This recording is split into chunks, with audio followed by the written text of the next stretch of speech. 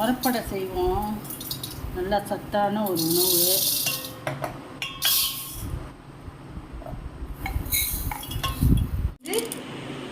இது கடலைப்பருப்பு நல்லா ஒரு பிடிச்சபடி போட்டுக்கலாம். வெள்ளை உளுந்து போட்டால் நல்லா தான். கருப்பு உளுந்து அதை விட பெஸ்ட்டு. ஆனால் நல்லா கழுவணும். எப்போவுமே அரிசியை நல்லா களைஞ்சி 3 தடவை ஊற்றிட்டு அப்புறம் தான் ஊற வைக்கணும். திரும்ப ஊறினோன்னா அப்புறம் 2 தடவை களைஞ்சி ஊற்றிட்டு அப்புறம் தான் அரைக்கணும். ஒரு 1.5 மணி நேரம் ஊறட்டும். நல்லா 2 மணி நேரம் ஊறட்டும். அப்புறமா அரைச்சி போய் கீரை முருங்கைக்கீரைடா அடக்கி போடுறதுக்கு உப்பு மஞ்சள் தூள் போட்டு கொஞ்சம் நேரம் ஊறினோன்னு அலசி எடுக்கணும். நல்லா உரப்படைக்கு நிறையா சின்ன வெங்காயம் உரிச்சு அரிஞ்சு போட்டால் நல்லா இருக்கும். பெரிய வெங்காயத்தை விட சின்ன வெங்காயத்துல நல்ல சத்துக்கள்லாம் நிறையா இருக்கு. அதனால சின்ன வெங்காயம் நிறையா சேர்த்துக்கிட்டா நல்லது. அரிசி உளுந்து கடலைப்பருப்புலாம் இருக்குல்ல, இந்த தண்ணியை கழுவி ரோஜா கண்ணு ஊற்றினா நல்லா நிறையா பூக்கும். நிறையா முத்து வச்சுருக்கலாம் நம்ம ரோஜா. மஞ்சத்தூள் உப்பு போட்டு ஊற வச்சுருக்கேன் கொஞ்சம் நேரம். ஒரு 10 நிமிஷம் ஊறிடுச்சு. அலசி 2 3 தண்ணி ஊற்றி அலசி எடுத்துருவோம். அலசி எடுத்துகிட்டு காமிக்கிறேன்.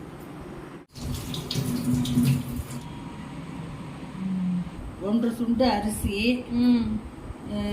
ஒரு பிடிச்சப்படி கடலைப்பருப்பு, ஒரு பிடிச்சப்படி உளுந்து போட்டேன்.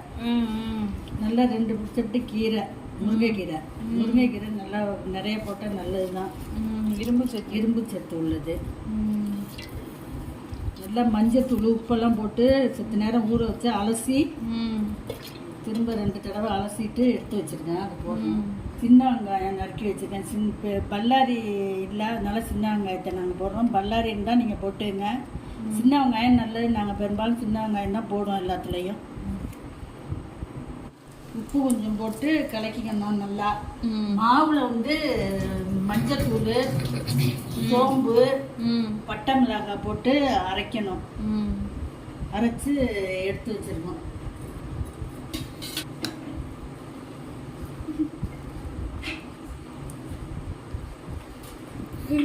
இலையா கிடக்கு முருங்கைக்கீரை. இதை அரைச்சி போட்டுருங்க எல்லாரும். இப்படி போட்டுறாதீங்க, அப்புறம் சாப்பிட முடியாது. இலையா கசக்காதுடா, அரைச்சாதான் கசக்கும். இப்படி சாப்பிட்டா நல்லா இருக்கும்.